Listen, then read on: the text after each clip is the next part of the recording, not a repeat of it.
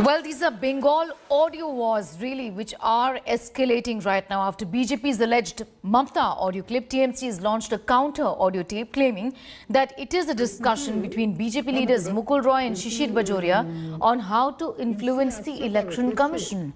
The party further alleged that the Election Commission acted according to details discussed in this particular audio.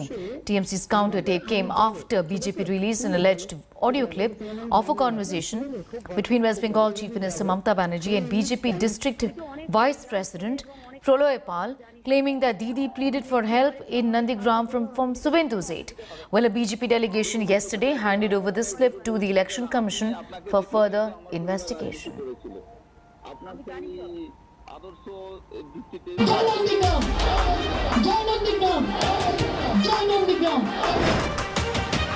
The battlefield where futures are at stake. The Karm Bhumi where it is make or break for those fighting here. And on the very day Bengal begins polling in a historically high-stakes election,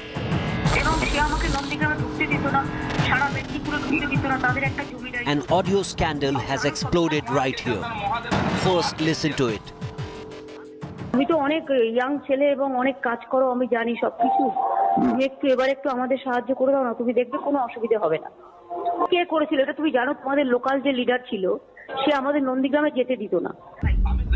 What you have just heard is a recorded conversation put out by the BJP, allegedly capturing Mamta Banerjee, pleading with the BJP's Nandigram Deputy Chief Praloy Pal for help. With Nandigram going to the polls on April 1st in the second phase, the audio is alleged to show a desperate Didi seeking help from the enemy camp. তুমি তো অনেক young ছেলে এবং অনেক কাজ করো, আমি জানি সবকিছু। তুমি একটু আমাদের সাহায্য করে দাও না, তুমি দেখবে কোনো অসুবিধা হবে না। কিন্তু দিদি, সেটা তো আমি বলেছি এটা আপনাকে দেখে কিন্তু আমার পরিবার রাজনীতি করেছিল। আপনার সেই আদর্শ ভিত্তিতে এবং আপনি যেদিন মুখ্যমন্ত্রী হিসাবে শপথ নেন সেদিনই মুখ্যমন্ত্রী হিসাবে যেদিন মানে 11 সালে যেদিন রেজাল্ট ঘোষণা হয় আমরা বুঝে নিয়েছিলাম যে আপনি ক্ষমতায় আসছেন। 5 জন ব্রাহ্মণ ডেকে হোম যজ্ঞ করে আমি কিন্তু গোটা মিটিং মিছিল করেছিলাম। কিন্তু খারাপ লাগে দিদি যে এত ত্যাগ করার পরও যখন প্রলয় পাল রেসিডেন্ট সার্টিফিকেট পায় না, এর থেকে লজ্জার কিছু থাকতে পারে না। Pal claims that Mamta urged him to support her against turncoat Suvendu in his safe seat Nandigram. রাজ্যের মুখ্যমন্ত্রী হিসাবে নন্দীগ্রামে মমতা ব্যানার্জি প্রার্থী হয়েছে, আর ওনার আজকের গিয়ে আমার কথা মনে পড়েছে তাই ফোন করেছেন, ওনার সমর্থন চাইছেন, আমি যেন ওনার দলের হয়ে কাজ করি এবং ফিরে যাই।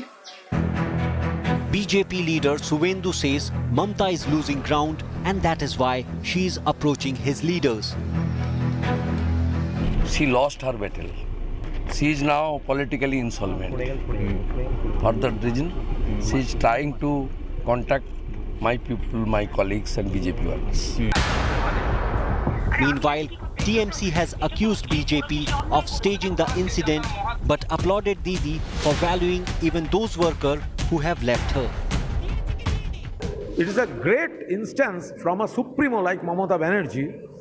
She had a talk with the Trinamool Congress booth level worker, block level worker.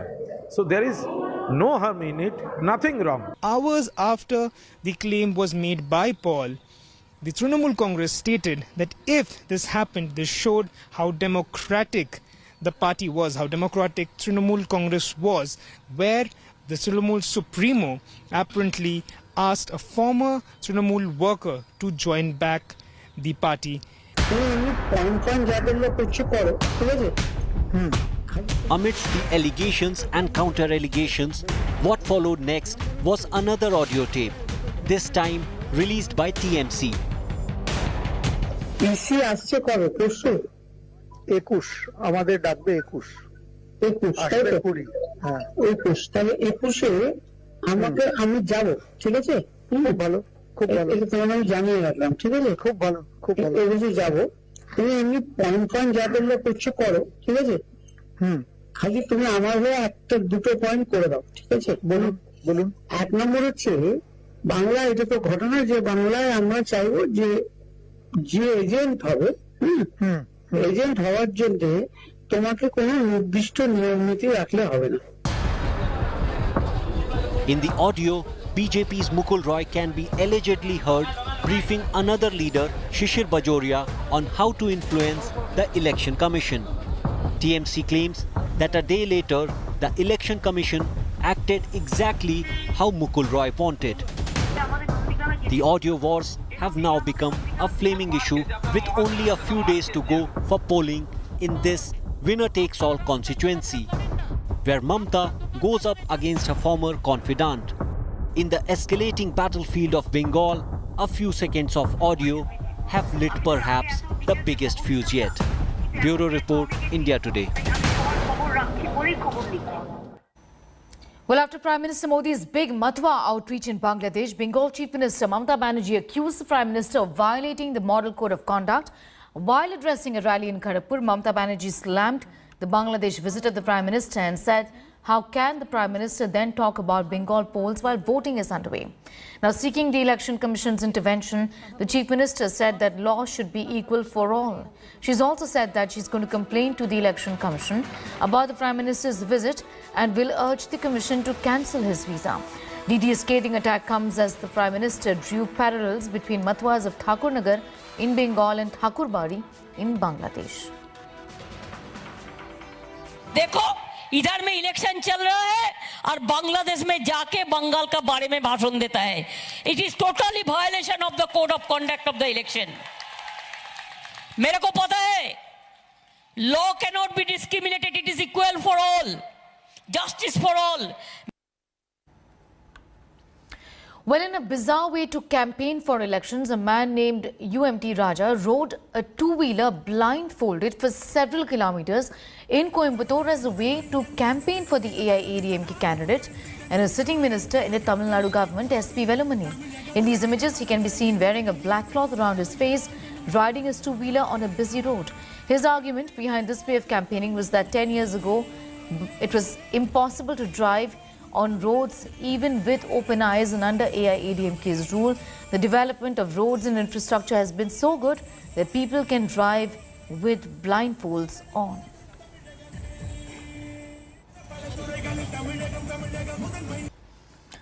Let's talk about the COVID situation in the country. Well, Maharashtra is reporting more than 35,000 cases and 166 deaths on Saturday, reporting more than 30,000 cases for the fourth consecutive day. Mumbai recorded 6,130 cases, its highest ever up until now. Pune is recording more than 3,000 cases. It stands at 3,522. Nagpur at 2,675. Nashik at 2,422. Aurangabad at 1,040. The government of Maharashtra has laid down the guidelines for the state-wide curfew that's going to kickstart from today onwards. All public places will be shut between 8 p.m. and 7 a.m. and those found without masks will be fined 500 rupees. Union Health Secretary Rajesh Bhushan held a meeting with representatives of the 12 worst affected states and union territories, urging governments to improve the isolation and tracing measures and ramp up the vaccination drive.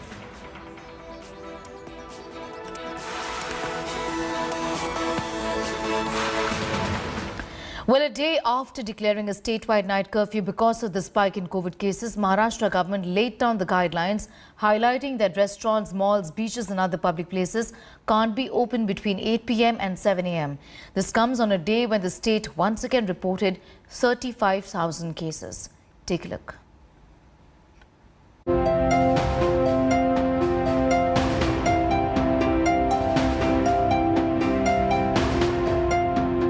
Maharashtra continues to remain the worst hit COVID state and has been witnessing a huge surge in the number of cases.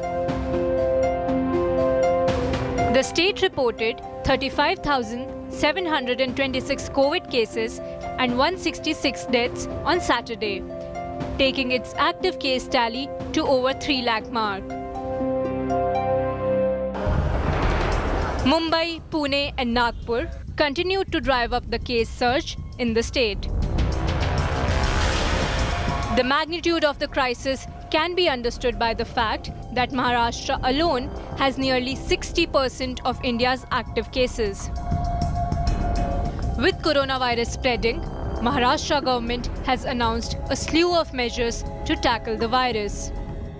From Sunday, restaurants, malls, auditoriums, beaches and gardens will remain shut between 8 p.m. and 7 a.m.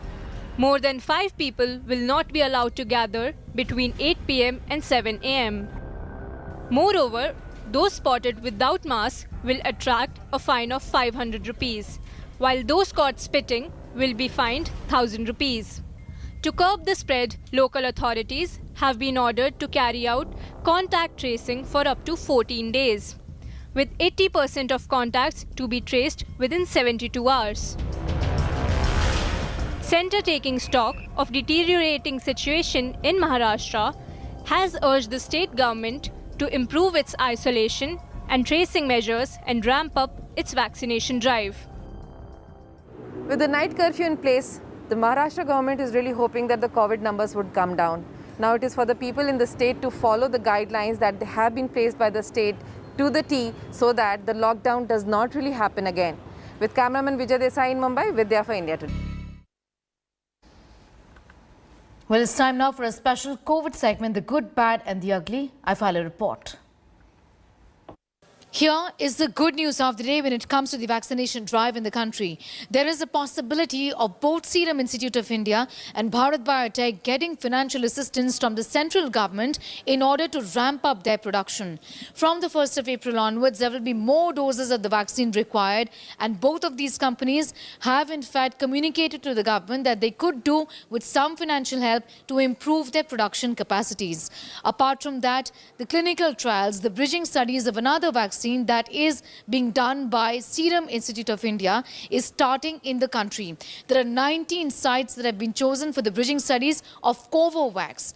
Also, India has communicated to the UN that it has in fact supplied more doses outside of India than inoculated its own people. It has also earned praise from the UN for the same.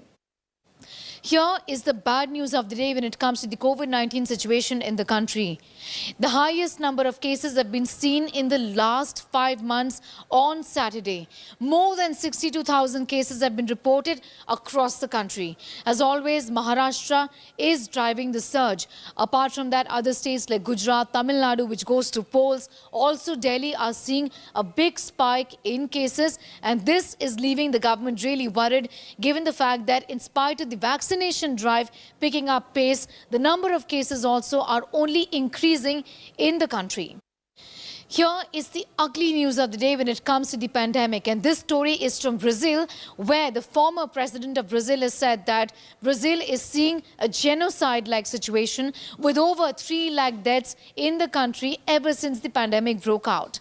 On a daily basis, close to 3,000 people are dying in Brazil. More than 1 lakh cases are being reported from Brazil every single day. There are pictures and videos doing the rounds of hospitals overflowing and shortage of medicine. What is worse is that even younger people are now dying in the Brazil because of this infection. Epidemiologists and vaccine watchers across the world are of the opinion that the surge is because Brazil in the initial days was unable to in fact suppress the new mutating variant that is wreaking havoc right now. Meanwhile, in the Pala constituency of Kerala's Kottayam district, the fight is on between incumbent Mani C. Kappen and Kerala Congress Mani, with the left Democratic Front candidate Mani signalling that his party Kerala Congress was ready to face anyone in Pala. A tough contest is on the cards, in fact, in the upcoming elections. KM Mani had been elected from Pala as MLA for 54 years, from 1965 until his death in 2019. Such was his popularity. It was only after his death that somebody else got a chance to put his foot in the Pala door. And that man was Mani C. Kappen, a popular film producer and actor. He won the by-election in 2019 by a little over 2,900 votes. This time, it's game on in Pala. KM Mani's son, Jose K. Mani, has switched to the ruling LDF and is contesting the seat. And Kapan has pulled out from the ruling alliance and is fighting to retain the seat as a UDF partner. The Pala is a constituency. It is a model constituency in terms of development. We have our own culture, and we need to go in higher steps. So if we have that, the government coming back to power again, in these areas we can give it trust, and we can do the development in a faster pace. The other money is hoping that people repose faith in him, although he has switched camps. The other fellow who is contesting against me, he has got another 3.5 years in Rajya Sabha. When he has got 1.5 years in Lok Sabha, he resigned and went to Rajya Sabha. I was an MLA only for 16 months, so I got my own reasons. And when I become an MLA and I work as a good MLA, there's an MLA office is also functioning, and they say that there is no chance for me. The seat has to be given to the loser. April 6 will decide which money Pala will vote for. Can Jose bank on his father's legacy, or will Kapan sail through on his popularity? It's a very interesting battle that's going on in the Pala constituency, because both the candidates are giving a tough fight. But it is not LDF versus UDF, rather it is one Mani against another Mani. With video journalist Madhuwar, Nolan Pinto for India Today. Well, England's nearly 2-month-long tour of India is finally coming to an end. But before that, it's a blockbuster Sunday show where India and England face off one final time, and the result will decide the fate of the ODI series that is level at 1-1. India has so far won the Test and T20s and would now look for a final hurrah, while England would like to return home with something else to share. Time for India to take the field. It's us versus them. Very explosive. India's way of playing ODI cricket versus England's. Who to win then? It's the last day of England's tour of India, and fittingly, it's going to be a match that will decide the fate of the ODI series. It's 6.3. 2 or 3 every game I've played, in my opinion. England came back really well in the last game to draw level with the same brand of cricket that took them to the crown of world champions. On that, that's gone for a 6 as well. That has gone for a 6. India, on the other hand, have followed a pattern in which they start off slow and cautiously before exploding in the depth. Gets enough of this.